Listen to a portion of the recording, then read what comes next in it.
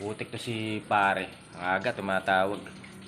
Kala ko naman kung bakit tumatawag eh. Babatiin lang pala ako ng happy birthday. Putik na sarap ng tulog eh. Pero salamat pare kasi naalala mo talaga yung birthday ko, no?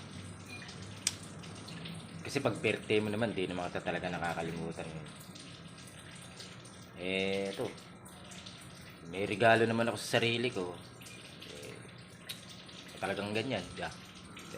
Ayan, tignan pare, umagang umaga. Oh, tang na mapupuno na yung ano eh. Ayan o. Putik, mapupuno na yung tubigan. Ayan. Ayan mga regalo. Mga labahin. Ayan.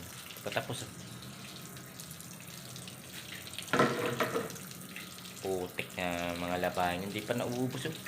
Para mga immortal eh. Hindi nauubos. Putik.